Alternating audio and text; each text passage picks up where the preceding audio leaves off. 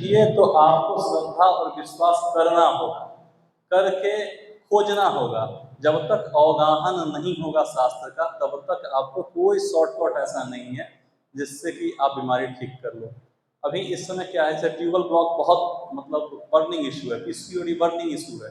तो patient sorry जो नए पढ़े हुए स्टूडेंट हैं, जैसे पास आउट किए, सोचते हैं कि पीसीओडी का ट्रीटमेंट बता दिया जाए हमको, कि पर्चा उठाएं और वहाँ पे लिखा हो कि अमुक अमुक अमुक दवाई है, और मैंने उसका फोटो खींचा और मैंने पेशेंट को सर्कुलेट करना स्टार्ट किया और रिजल्ट आ जाए। हाँ, हो सकता है 100% में से 40% को आप ठीक कर लो उसी पर्चे से, पर जो आपका एक इंडिविजुअलिटी है वो कहाँ से लाओगे? आप हर एक पेशेंट को कैसे ट्रीट करोगे? कोई यूरिन रिटेंशन की प्रॉब्लम लेकर आ रहा है, किसी में एंजाइटी का कारण बन रहा है, तो ये समझना होगा कि हेतु कहाँ है। क्योंकि जब आप चरक संहिता ही उठाए और पहला चैप्टर में गए, पहले चैप्टर में घुसने पर सबसे ज्यादा घनी बात कब की जाती है? जब हम बात शुरू करते हैं। तो आचार्य ने कहा भैया देखो 3 चीज पढ़ाएंगे, क्या? हेतु, लिंग, औसत, और यही पढ़ाया गया है। उसको पढ़ने के बाद आत्रेय पुनर्वसु ने एक्सप्लेन किया अपने शिष्यों के सामने। तो मुख्य रूप से क्या पढ़ा गया? हेतु, लिंग और औसत। तो हेतु मतलब क्या हुआ? बीमारी क्यों शुरू हुई। अब ये कितना महत्वपूर्ण है कि आप किसी डिजीज को पढ़ना शुरू करिए, पहले लिखते हैं निदान, पहले लिखते हैं निदान, यानी निदान को आपको समझना होगा, बीमारी होने के कारण को समझना होगा। और जब तक नहीं, तो फिर हम जनरलाइज ट्रीटमेंट देने के लिए नहीं बैठ रहे हैं। आप लोगों को बताऊं, एक जड़ चिकित्सा में एक हम लोगों को देव व्यापाश्रय कंटेंट पढ़ने के लिए बोला गया है कि आप सभी लोग विष्णु सहस्त्र नाम का पाठ करिए। विष्णु सहस्त्र नाम जो है, उसमें भगवान विष्णु का एक नाम वैद्य भी है। और वैद्य का मतलब क्या होता है? कोई बता सकता है वैद्य का मतलब क्या है?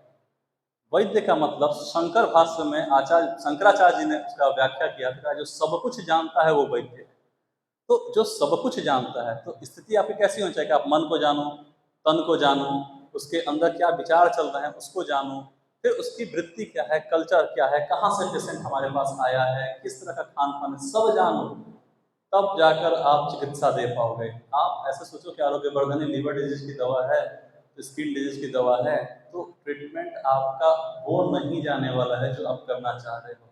रिजल्ट आपका वैसा नहीं आ पाएगा, क्योंकि हेतु के विपरीत चिकित्सा आपको करनी है। क्या दिक्कत आया, बीमारी शुरू कैसे हुई, उस दिन क्या किए थे, एक आपको उदाहरण से समझाते हैं। हमारे एक रिलेटिव हैं, कोलकाता रहते हैं। वो क्या हुआ कि जो दिसंबर की ठंड होती है अपने यहाँ कितनी कड़ाके की होती है, इस बीच में वो आए बिहार, और बिहार आने के बाद उसमें भी हमारे यहाँ अल्कोहल बंद नहीं था। उन्होंने रात में शराब पिया और सुबह उठ के वो टहलने लगे। अब उसमें क्या था कि वो जो शराब लिया था उसकी गर्मी थी, और गर्मी में जब पेशेंट टहलना शुरू किया तो उसे नहीं समझ में आया। अब वो जाकर एक कुआं था, कुआं के नज़दीक लेट गए। 1 आध 2 घंटे तक वो शराब के नशा में लेटे रहे। फिर उठे, उठने के बाद उन्हें रिटेंशन ऑफ यूरिन की सिम्टम आ गई, पेशाब नहीं हो रहे। तुरंत उन्हें लेकर के गया लो एलोपैथिक में, वहाँ पे ट्रीटमेंट स्टार्ट हुआ। डॉक्टर बोला इन्फेक्शन हो गया है, दवाइयों का क्रम शुरू हुआ। अब वो दवाइयों के क्रम से प्रोस्टेट बन गया, फिर प्रोस्टेट के बाद से उनका बीपी बढ़ने लगा, फिर उनको कार्डियक प्रॉब्लम स्टार्ट हो गए, फिर हेडेक की प्रॉब्लम स्टार्ट हो गई। इस तरीके से 3 सालों बंदा बीमारी के ट्रैप में रहे। 3 साल के बाद वो पिछले मतलब कि नवंबर या दिसंबर में हमसे मुलाकात हुई, तो उन्होंने कहा कि मुझे इस तरह की प्रॉब्लम है, और वो चूंकि पित्त प्रकृति के थे, तो पित्त प्रकृति वाला इंसान बहुत प्रिसाइजली चीजें बताता है। 7 दिसंबर को सुबह 6 बजे मुझे फर्स्ट टाइम सर में दर्द हुआ, इस तरीके से बताएगा वो। उन्होंने बताना मुझे शुरू किया, मैंने सुना। अब यहाँ पे क्या था कि उस समय मौसम कैसा होगा, एक बार एज्यूम करो आप। तो पहला होता है कि cold air, cold air exposure हुआ है।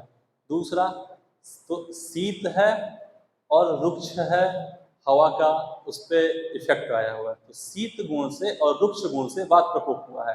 कहाँ हुआ है? अपान क्षेत्र में हुआ है। तो जब अपान क्षेत्र में शीत और रुक्ष गुण से व्याधि विकृत हुई है, तो इसकी सबसे अच्छी दवा है वो वत्सनाभ है। हेतु विपरीत चिकित्सा कब हुआ था? जिस समय बीमारी हुई थी। इस समय सिम्टम क्या है? प्रोस्टेट बढ़ गया है, पेशाब साफ नहीं होता है, मेडिसिन लेते हैं तो पेशाब होता है, हार्ट में भारीपन रहता है, एंजाइटी बनता है, सर में दर्द है। इस समय के हेतु बहुत मायने नहीं रखते, इसी का सिम्टम जो है नोट कर लीजिए, उसको हम अलग से ट्रीट करेंगे। लेकिन पहले हेतु विपरीत चिकित्सा स्टार्ट कीजिए। तो हेतु क्या था कि ड्राई और कोल्ड एयर से एक्सपोजर हुआ था, और उससे इनको रिटेंशन ऑफ यूरिन यानी अपान क्षेत्र में वैगुण्यता आई थी।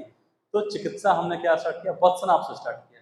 तो शुद्ध वत्सनाभ को टंकण के साथ मिला करके मैंने 3 डोजेस दिए उनको, और ये 3 डोजेस का इफेक्ट ये हुआ कि डिजीज क्योर होना स्टार्ट हो गया। इसके बाद आप दीजिए ना गुप्सरादिक दीजिए, प्रभाकर बटी दीजिए, जो आपको देना है XYZ आप देते रहिए, पर डिजीज को इनिशिएट तो कर दिए क्योर करने के लिए। अब पेशेंट हमारे पास मानो कि ट्रीटमेंट चल रहा है 3 महीने बाद, बोला सर जो शुरू में फायदा हुआ था ना अब नहीं हो रहा है। ऐसा यदि वो हिस्ट्री दे तो फिर हमें जो पहले हेतु मिला था उसके विपरीत चिकित्सा वापस से 3-4 डोज देकर छोड़ दो। ऐसा नहीं है कि हमने वत्सनाभ शुरू कर दिया तो 3-4 महीने उसको वत्सनाभ पिलाना है, नहीं, 2-3 डोजेस काफ़ी है वहाँ पे, आप दे दो।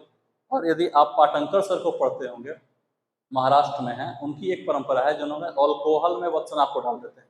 शुद्ध अल्कोहल में वत्सनाभ को डाल दीजिए, उसको छोड़ दीजिए 3 महीने के लिए, और फिर उस अल्कोहल को यूज़ कराते हैं 4-4 बूंद करके देने के लिए, तो वो बहुत निरापद हो जाता है और रिजल्ट उसके बहुत अच्छे होते हैं। तो या तो वो तरीका फॉलो कर लीजिए या शुद्ध वत्सनाभ डायरेक्ट दे लीजिए।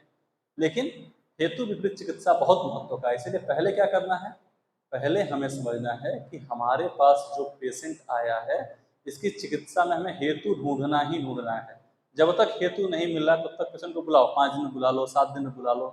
क्योंकि कोई भी पेशेंट यदि खास करके सेक्स रिलेटेड प्रॉब्लम से है या मानसिक रोग से है तो आपका सीधे आके नहीं बोलने वाला कि सर हमको अपनी पत्नी से नहीं बनता इसलिए हमको सर में दर्द रहता है, ऐसा वो हिस्ट्री नहीं दे सकता है। तो वहाँ काउंसलिंग और बार बार बार बार उसको बुलाना है। जब वो आपके पास 2-3-4 विजिट में पेशेंट आसान हो जाएगा, ईजी हो जाएगा आपसे बात करना, फिर वो आपसे बताएगा और वहाँ से आप हेतु निकालो, फिर ट्रीटमेंट दो और देखो रिजल्ट आता है कि नहीं आता है। दूसरा, अथातो आयुर्वेद जिज्ञासा। यदि आप धर्मशास्त्र पढ़ने जाते हो तो सबसे जो हाईएस्ट फिलॉसफी बोली गई भारत में, सबसे ऊंची जो सोच है पूरे विश्व की, उसको बोला गया वेदांत दर्शन।